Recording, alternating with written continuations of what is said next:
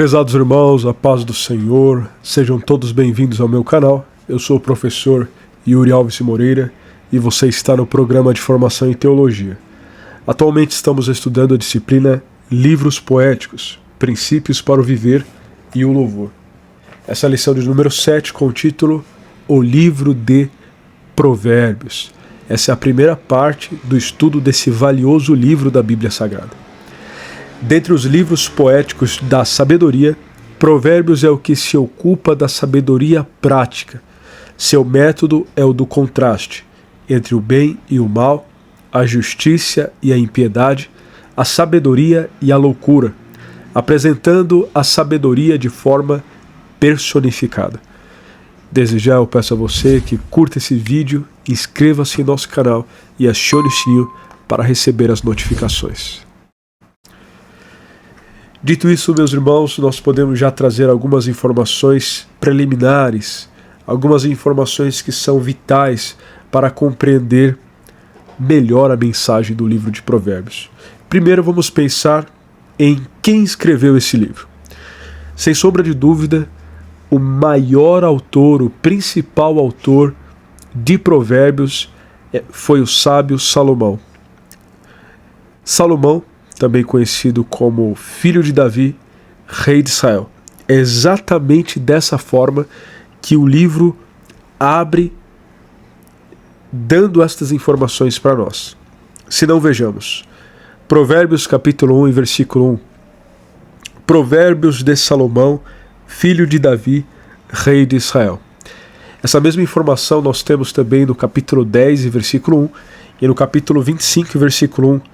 Esses três versículos citam textualmente o nome de Salomão como o legítimo autor deste livro. Bom, pelo menos dos primeiros 29 capítulos. Veja que essa evidência interna que atribui a Salomão a autoria da maior parte desse livro. Mas existem evidências externas também a esse livro, ainda na Bíblia, que apontam para a autoria de Salomão. Por exemplo, 1 Reis capítulo 4, versículo 32, afirma que Salomão compôs 3.000 provérbios e 1.005 cânticos.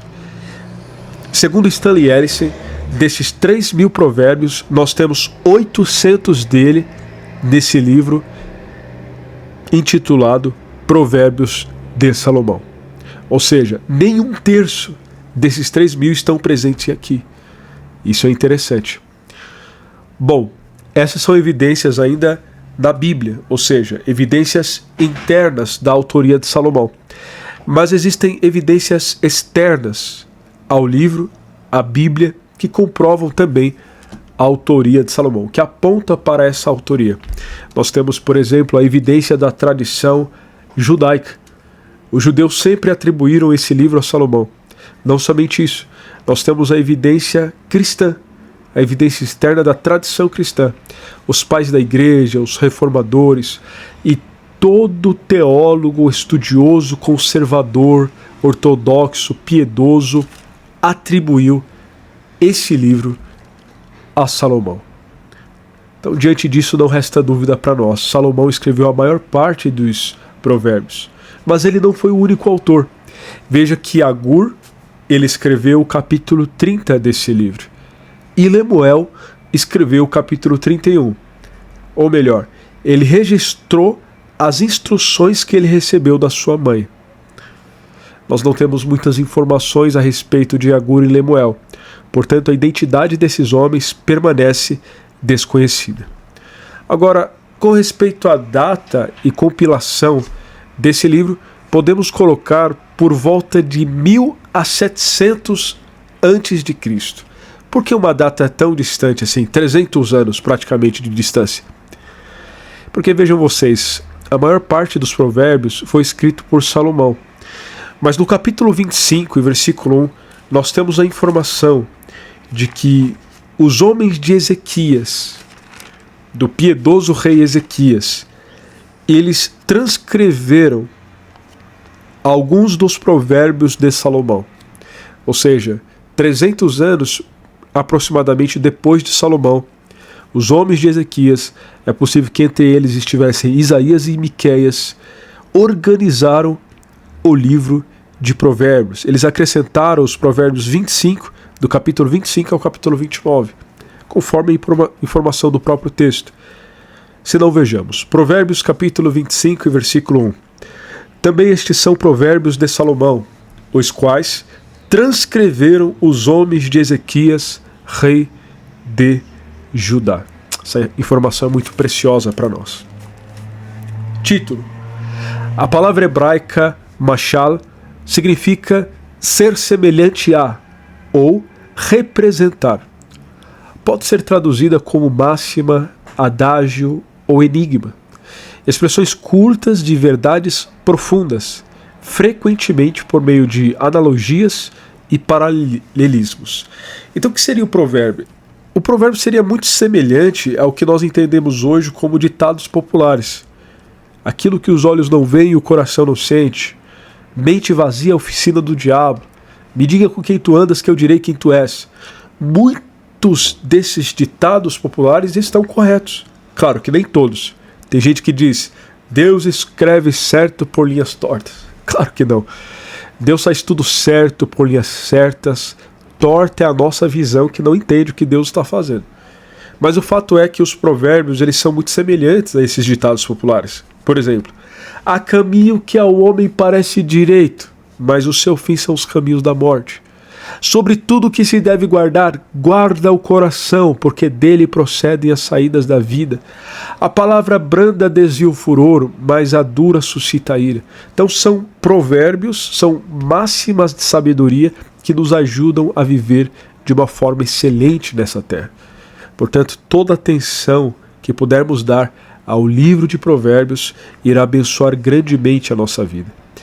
Uma mulher piedosa do passado, ela costumava dizer que lia todos os dias um salmo para que a sua vida espiritual, a sua espiritualidade, a sua vida devocional, a sua comunhão com Deus fosse ampliada, e um provérbios para que ela pudesse ser mais sábia. Isso é muito interessante. Até hoje existem cristãos que têm essa prática. Como há 31 capítulos em Provérbios, há cristãos que lêem um capítulo por dia para que possam ler o livro completo no decurso de um mês. Essa é uma prática excelente. Eu tenho certeza que aqueles que assim fizerem serão amplamente enriquecidos, abençoados, edificados por Deus. Vamos pensar no tocante agora ao tema. O tema central de Provérbios pode ser bem descrito no capítulo 9, versículo 10, que diz: o temor do Senhor é o princípio da sabedoria. Essa expressão, temor do Senhor, é muito importante porque é uma expressão chave nos escritos sapienciais, nos escritos de sabedoria, como por exemplo o Provérbios. Temor quer dizer respeito. Não é ter medo de Deus, é respeito, reverência, é reconhecer a Deus, é considerá-lo em tudo. Isso é fundamental, é o princípio da sabedoria. Esse versículo é o alicerce do livro inteiro, o pensamento fundamental de todas as suas instruções e ensinamentos. Percebam vocês que os propósitos de Salomão ao escrever esse livro estão bem descritos em Provérbios capítulo 1, versículos 2 a 5. Não são todos os livros da Bíblia que deixam claro o propósito que levou o autor a escrever. Mas aqui em Provérbios nós temos claramente os propósitos de Salomão. Quais são? Ele escreveu para conhecer a sabedoria e a instrução, para entender as palavras da prudência, para dar prudência aos simples e conhecimento aos jovens, para fazer o sábio crescer em entendimento. Esses são os propósitos principais desse livro. Ou seja, é um livro extraordinário, é um livro fundamental, é um livro abençoador, é um livro da parte de Deus para as nossas vidas.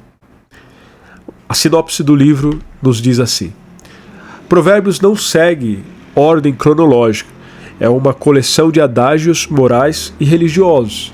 Os capítulos 1 a 9 apresentam certa continuidade. Os capítulos 10 a 30 são fragmentados por natureza. O capítulo 31 dedica-se inteiramente à mulher virtuosa.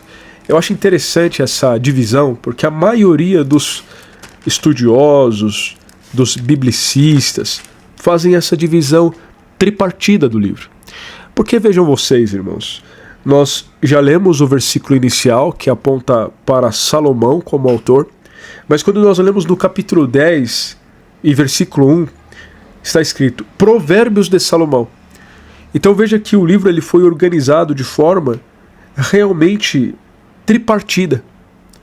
Isso é muito interessante. Os próprios Provérbios de Salomão, capítulo 1, versículo 1, depois capítulo 10, versículo 1, depois capítulo 25 e versículo 1 a seguir, de forma tripartida. E no fim os Provérbios dos sábios, Agur e Lemuel. Para facilitar essa visão geral do livro de Provérbios para uma visão panorâmica, vejamos esse esboço. Notem vocês essa divisão tripartida do livro. Do capítulo 1 ao 9 nós temos a ênfase na sabedoria. Salomão apresenta a sabedoria, vemos a sabedoria personificada. Nos capítulos 10 a 29 nós vemos as máximas de Salomão. E nos capítulos 30 e 31 nós temos as palavras dos sábios, Agur e o rei Lemuel, com ênfase na mulher virtuosa, a mulher de Provérbios 31. É uma espécie de acróstico, como nós vamos ver na próxima lição, permitindo o Senhor. Bom, o conteúdo do livro. De acordo com a Bíblia de Estudo Pentecostal, editada por Donald Stamps, nós podemos ver a riqueza do livro de Provérbios, dando ênfase nos seus muitos temas abordados. A sabedoria em Provérbios instrui a respeito da família, da juventude, da pureza sexual, da fidelidade conjugal, da hospitalidade, do trabalho diligente, da generosidade, da fraternidade, da justiça, da retidão e da disciplina.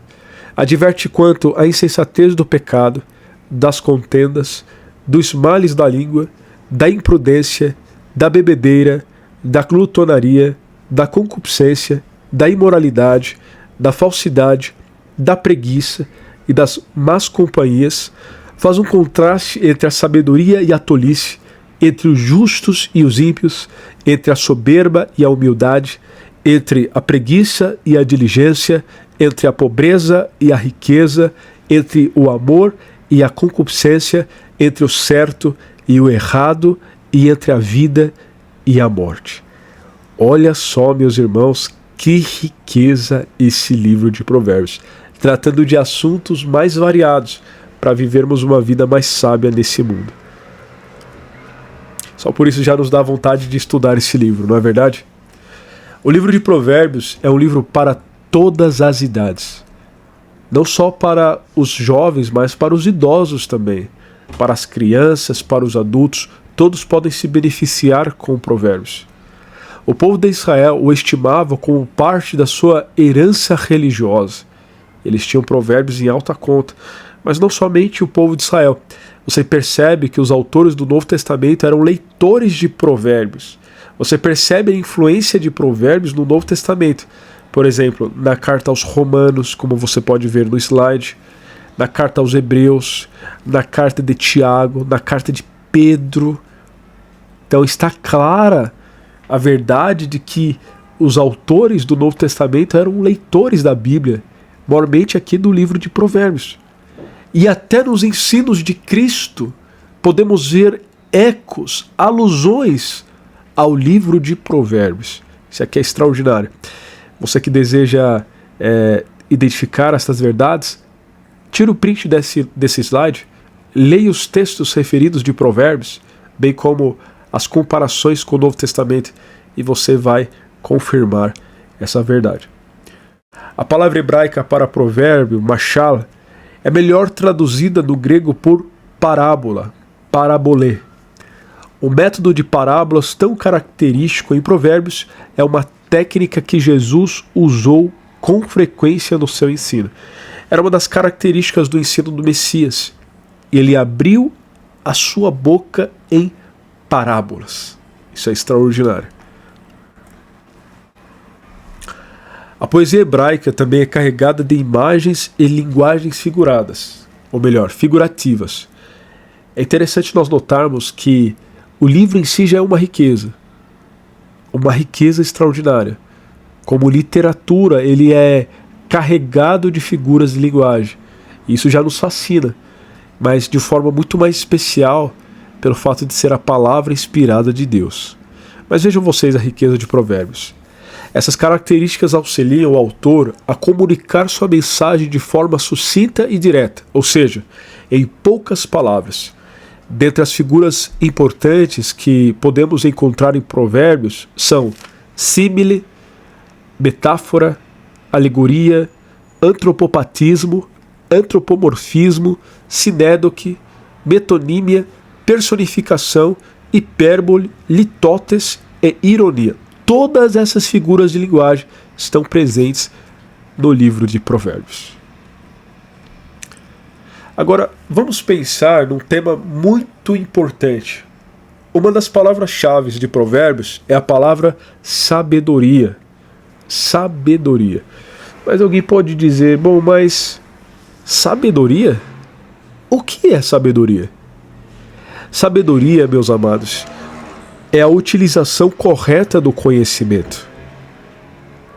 No livro de Eclesiastes está escrito que o coração do sábio discernirá o tempo e o modo, porque para todas as coisas há um tempo certo e um modo certo de fazer.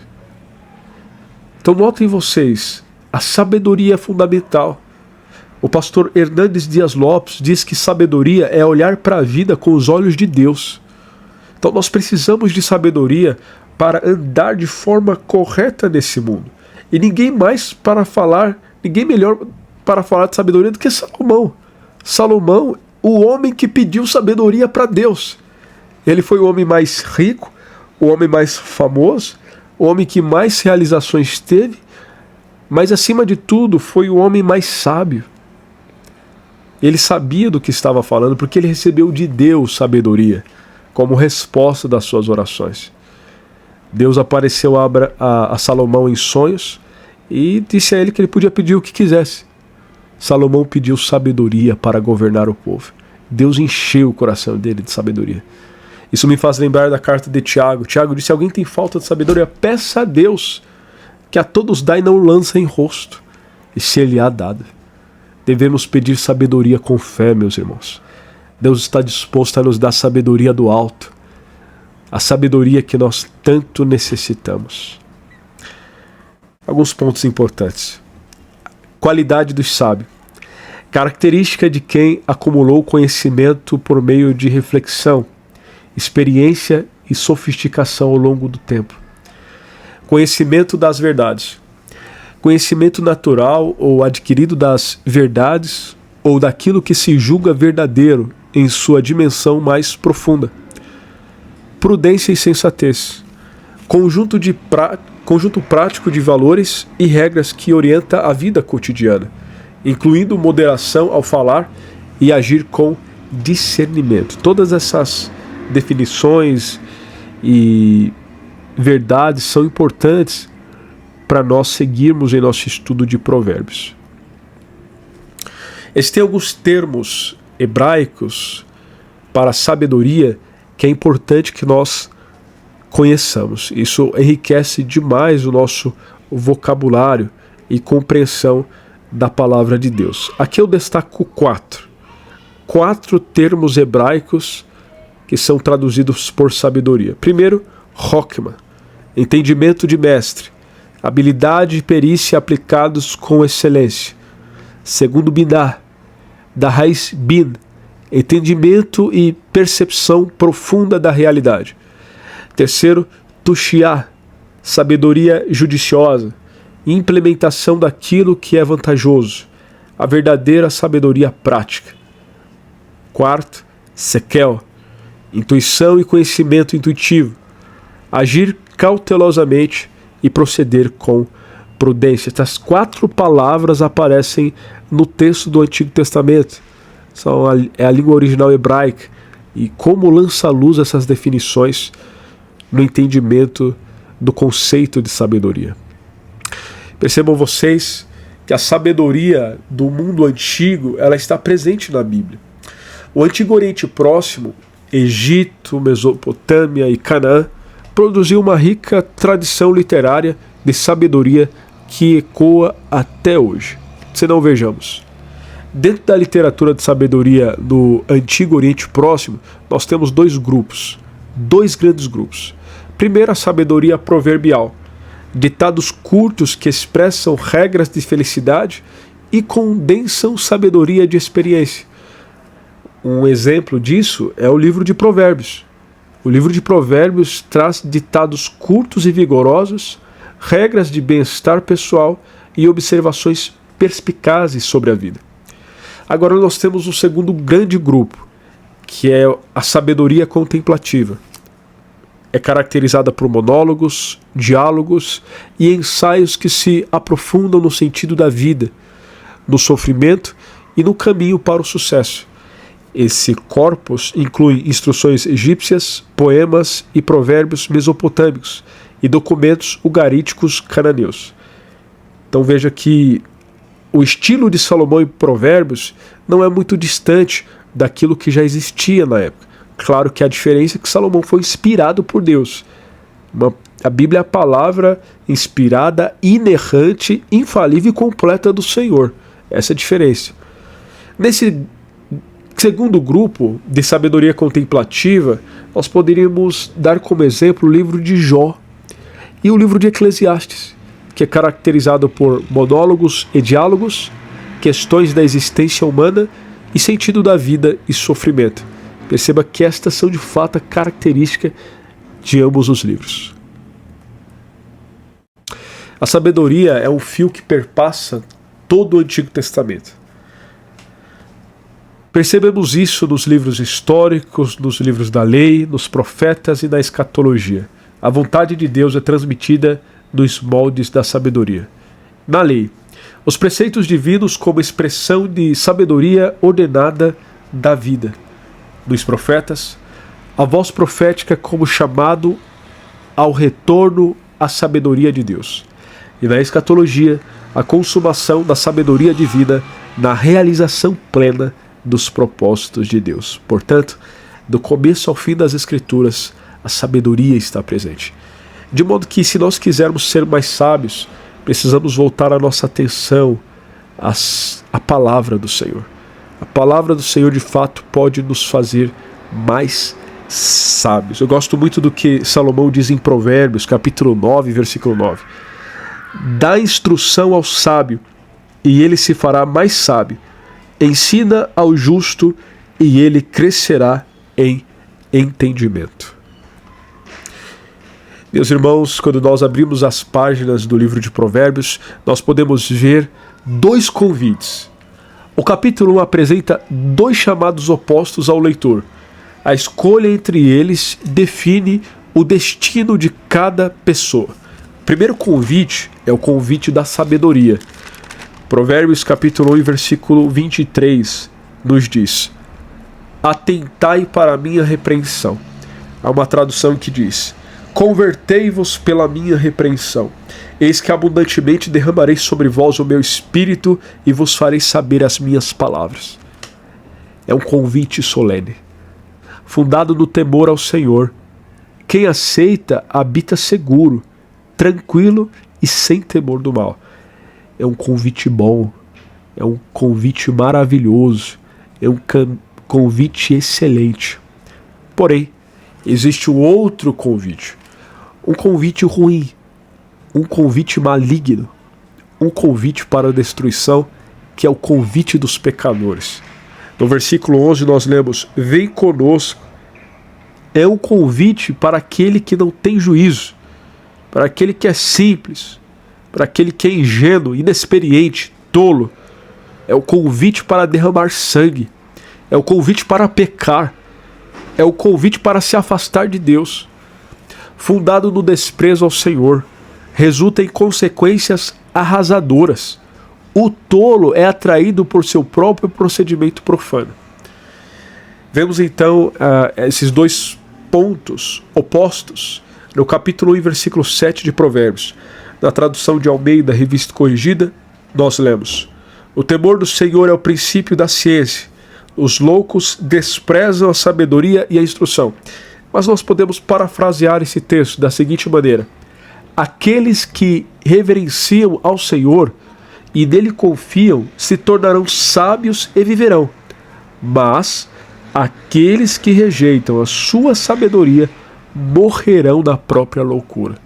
Então, se o convite da sabedoria é para a vida, o convite dos pecadores é para a morte.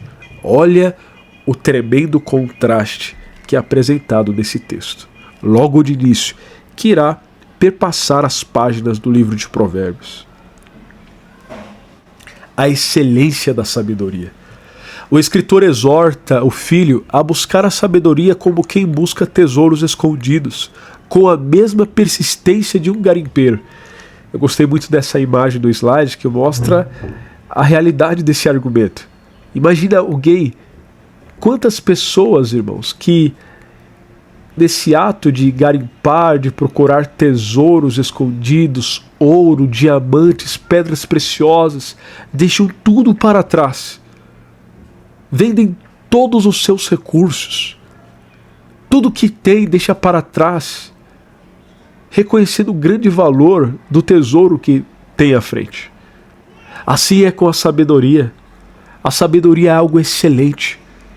A sabedoria é a coisa principal. Nós devemos se esforçar como aqueles que deixam tudo para conquistar riquezas. É a sabedoria que vem do céu, do alto, de Deus. Aquele que a encontra compreende o temor do Senhor, a justiça e todas as boas veredas. Notem vocês a ênfase em Provérbios capítulo 3 sobre a confiança no Senhor. Devemos confiar de todo o coração. E notem vocês, a palavra coração está destacada nesse slide. Por quê? A palavra coração é uma das palavras que mais se repetem no livro de Provérbios. Aliás, eu posso até dizer com segurança que a palavra coração é uma das principais palavras da Bíblia. No grego do Novo Testamento nós temos a palavra cardia. No hebraico do Antigo Testamento nós temos a palavra leb ou lebab, cujo sentido é mais do que o órgão que bombeia o sangue. Coração da Bíblia, irmãos, tem o sentido de âmago, de cerne, daquilo que é principal. É por isso que Salomão diz: sobre tudo que se deve guardar, guarda o coração, porque dele procedem as saídas da vida. É do coração que procedem os maus pensamentos. É do coração, meus irmãos, que procedem os pecados. É do coração que nós temos os sentimentos, a vontade, o intelecto. É do coração, irmãos. O coração. O coração. Coração, portanto, é algo central, é algo chave nas Escrituras. Qual é a orientação que o sábio Salomão nos dá? Nós devemos reconhecê-lo, temê-lo, honrá-lo e não rejeitar sua disciplina. Isso traz vida longa, paz, boa reputação e saúde. Ou seja, se eu tiver temor de Deus, reconhecê-lo em tudo, eu serei abençoado. Provérbios capítulo 3 e versículo 5. Confia no Senhor de todo o teu coração e não te estribes no teu próprio entendimento. Versículo 6. Reconhece-o em todos os teus caminhos e ele endireitará as tuas veredas. 7. Não sejas sábio a teus próprios olhos, teme ao Senhor e aparta-te do mal. Como herdar a honra? Provérbios ensina: não maquinar o mal, não ter inveja do violento, praticar a justiça. Assim o homem anda seguro e sua casa é abençoada. Então veja como que estes conselhos nos fazem viver de forma sábia, nos fazem viver de forma excelente, viver de forma próspera nesse mundo.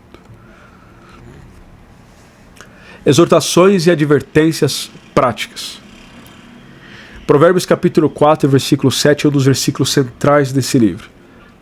Ele diz: a sabedoria é a coisa principal. Adquire, pois, a sabedoria. Sim, com tudo o que possuís, adquire o conhecimento.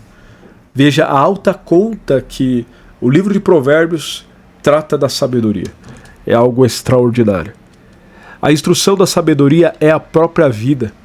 Aquele que a retém firmemente não será facilmente destruído. Andará nas veredas do bem e se desviará dos caminhos do mal. No capítulo 5 de Provérbios, nós temos uma recomendação ao jovem para não cair nas malhas, no engano, na lábia da mulher adúltera, da mulher estranha, da mulher alvoroçadora. Pelo contrário, nós vemos que o jovem, ele deve se satisfazer na sua própria esposa, ele deve se contentar com aquilo que Deus lhe deu. Isso é extraordinário. Isso é muito semelhante ao que Salomão fala em Provérbios capítulo 6 e 7, recomendando que o jovem fuja da imoralidade sexual. Ele conta até a história de um jovem sem juízo, falto de entendimento, que foi seduzido por uma mulher prostituta, vestida de prostituta, uma mulher adúltera, uma mulher com astuto coração, que seduziu ele com a multidão das suas palavras, dizendo: o marido não está em casa, vem, saciemos de amor. Ele levou um saquetel de dinheiro, ele não volta tão cedo. E aquele jovem vai como o boi que vai para o matadouro, mas ele não sabe que ele está ali contra a sua própria vida, que a casa daquela mulher é uma casa de sepultura, e que foram muitos já os traspassados por ela. São caminhos de morte. Então a advertência aqui que Salomão faz contra o adultério, contra a imoralidade sexual, contra a perversão, é muito solene, é muito cirúrgica.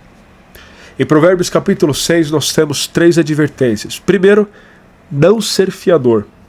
Você sabia que a Bíblia fala de forma muito negativa a prática de ser um fiador? A Bíblia mostra, irmãos, claramente que nós não devemos nos colocar como fiador. Provérbios capítulo 6, versículo 1. Filho meu, se ficaste por fiador do teu companheiro, se deste a tua mão ao estranho, heredaste-te com as palavras da tua boca, prendeste-te com as palavras da tua boca. Faze, pois, isso agora, filho meu, e livra-te, pois já caíste nas mãos do teu companheiro. Vai, humilha-te e importuna o teu companheiro. Não dê sono aos teus olhos, nem repousa as tuas pálpebras. Livra-te como a gazela da mão do caçador e como a ave da mão do passarinheiro. A Bíblia não recomenda ficarmos como fiador. Aliás, se tem uma coisa que faz nos perder a amizade é emprestar dinheiro. Não faça isso, meu irmão. Não faça isso, minha irmã. Se você tem condições, dê. Abençoe a pessoa. Mas se você puder, não empreste. Porque se tem uma coisa que acaba com amizades é emprestar dinheiro ou tomar dinheiro emprestado. Porque muitas vezes as pessoas não pagam, isso acaba causando um constrangimento terrível. Eu lembro da história que um amigo me contou, que um conhecido dele foi interrogado por uma pessoa. Essa pessoa, ela estava necessitada e ela pediu o cartão de crédito da outra emprestado, porque o seu nome estava sujo. E aí o outro, ouvindo aquela petição, de uma forma muito clara e direta, ele falou o seguinte: se você não teve cuidado com o seu nome, como você vai ter cuidado com o meu? Ele não estava errado com essas palavras. Colocar-se como fiador é um perigo. Quantas pessoas acabaram sujando seu próprio nome pelo fato de ter se sujeitado a essa prática? Não é nada sábio se colocarmos como fiador. Se você puder abençoar o outro, dê. Dê o dinheiro para ela. mas não empreste, meu irmão. Isso não é nada seguro. E não é só dinheiro, não. É livro, é objetos pessoais. Isso é muito complicado. Segundo, contra a preguiça. Preguiça é uma das maiores pragas que existe. O excesso de descanso, o excesso de lazer é danoso, é prejudicial. Nós sempre temos falado que para obtermos uma boa saúde precisamos de 3 coisas: boa alimentação, exercícios físicos e descanso. Mas tudo em excesso faz mal a nós. Se nós comermos demais, estaremos cometendo o pecado da gula. A glutonaria é pecado, irmãos. Se nós só focarmos em nosso corpo, nós podemos nos tornar um narcisista, nós podemos praticar a autolatria.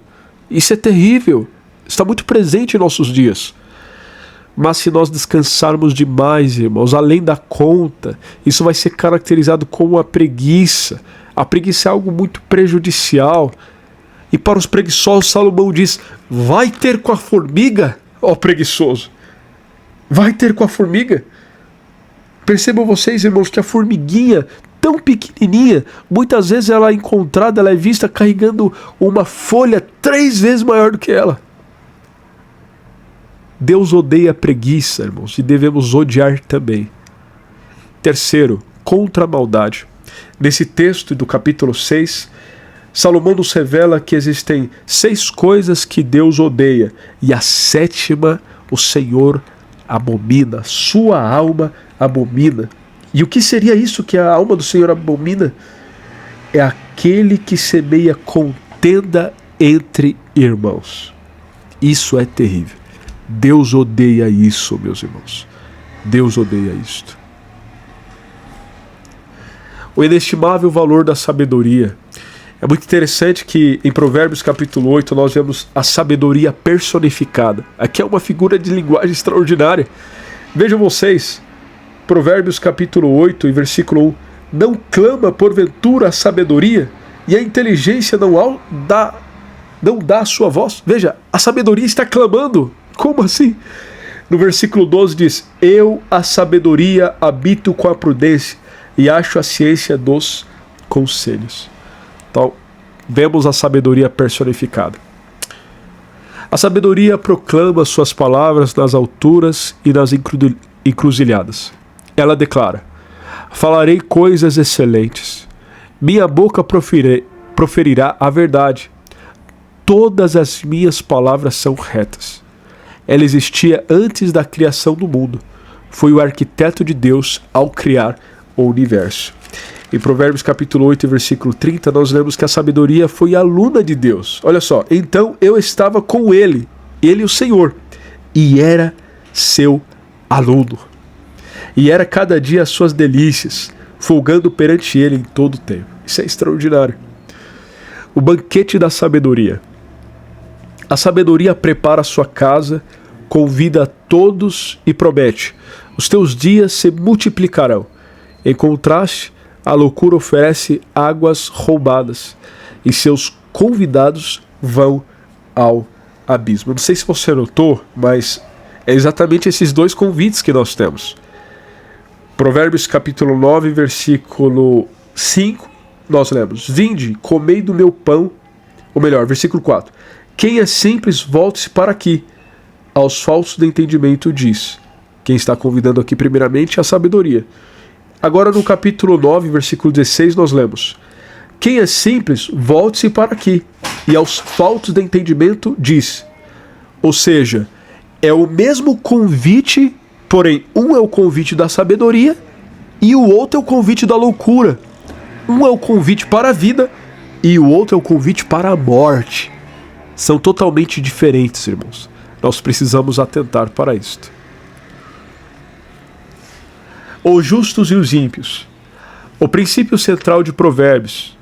Os tesouros da impiedade de nada aproveitam, mas a justiça livra da morte. Meus irmãos, assim como nos Salmos, do começo ao fim de Provérbios, nós vemos esse contraste, esse paralelismo antitético, que o justo é abençoado, o justo agrada a Deus, mas o ímpio, ele está no estado de perdição, ele está no estado de perigo e que ele está sujeito à condenação. Por isso que o texto a todo momento está nos orientando ao caminho mais excelente, que é o caminho da justiça, é o caminho do temor, é o caminho da sabedoria, do entendimento, do conhecimento, da prudência. Bens adquiridos desonestamente não valem nada diante da eternidade. É verdade. Isso é verdade. Aquele que enriquece ilegitimamente, de forma ilícita, ele não tem paz. Ele não desfruta, ainda que possa desfrutar dessa vida. O que é essa vida em comparação com a eternidade? Em contraste disso, a Bíblia diz que doce é o sono do trabalhador, quer coma muito, quer coma pouco. Então a verdadeira riqueza, a verdadeira prosperidade, ela deve ser adquirida através do trabalho, do estudo, do esforço, da diligência, da bênção de Deus que enriquece e não acrescenta dores. Joias da sabedoria. Adágios que salientam a importância de temer ao Senhor de todo o coração. A boca do justo é fonte de vida. No temor do Senhor há firme confiança, e ele será um refúgio para os seus filhos. Melhor é o pouco com o temor do Senhor do que um grande tesouro onde há inquietação. Quantas verdades espirituais nesses textos. Integridade e impiedade. Veja o contraste gritante que há nestas duas verdades. O íntegro evidencia sua retidão no lar, no emprego, entre amigos e na igreja. As ciladas do inimigo não o amedrontam, pois a sabedoria aplana seu caminho. Por outro lado, o perverso anda em outra estrada, vive infeliz, sofre perdas e persiste em fazer as coisas ao seu modo. É verdade que às vezes o ímpio ele prospera nessa vida e o justo sofre, mas é exatamente na eternidade que Deus vira a mesa. Na eternidade. O fim está no final, ou melhor, a diferença está no final. Lembra de Malaquias, em que o profeta diz que então nós veremos a diferença entre aquele que serve e que não serve ao Senhor? Lembra de Asaf no Salmo 73, em que ele estava quase desviando seus pés ao perceber que ele justo padecia enquanto os ímpios prosperavam? Mas Deus revelou a ele quando ele entrou no santuário que a diferença está no final. No final. Portanto, meus irmãos, compensa completamente servirmos ao Senhor. O fruto do justo é a árvore de vida, e sua colheita resulta em almas conquistadas para o Senhor. Para nós concluirmos, compra a verdade e não a vendas, e também a sabedoria, a instrução e o entendimento. O que tem de mais valioso para nós, irmãos, o que tem de mais importante não é de forma nenhuma os bens materiais. Eu lembro de um professor meu na escola, no ensino médio, ele dizia o seguinte, ele nem crente era: se você tem um tênis de marca, R$300, vem o ladrão e te rouba, já era o seu tênis. Mas o conhecimento que você adquire através da escola, dos livros, de um curso, você não pode perder. Ninguém pode tomar de você, é seu. Então ele dizia, qual vale mais? Irmãos, se uma pessoa que não tem temor de Deus, que não conhece a palavra de Deus, a sabedoria que vem do alto, pode chegar a uma conclusão tão sublime e acertada, quanto mais nós. Nós podemos estar seguros que o conhecimento da palavra de Deus é mais valioso do que o ouro e do que a prata. São palavras de vida eterna. Portanto, isso me faz lembrar das palavras de Cristo. Conhecer a Deus é a essência da vida eterna. João capítulo 17, versículo 3. E a vida eterna é esta, que conheçam a Ti só como único Deus verdadeiro e a Jesus Cristo, a quem enviaste. Essa sabedoria, esse entendimento, essa instrução é mais valioso do que tudo. Devemos nos esforçar para adquirir.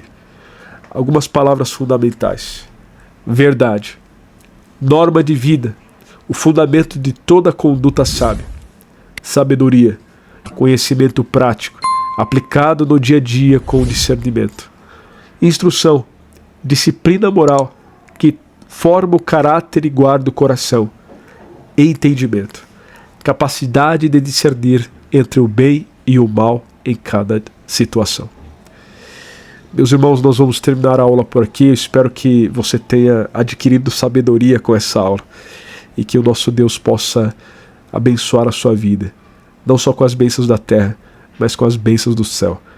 Que Deus Todo-Poderoso te abençoe. Obrigado pela sua atenção. Deixe aqui nos comentários o que mais chamou a sua atenção no livro de Provérbios, como o livro de Provérbios tem impactado a sua vida. E até a próxima aula, se Deus permitir, onde nós daremos continuidade a esse tema tão precioso que são os provérbios contidos na Bíblia Sagrada. Deus te abençoe, no nome de Jesus.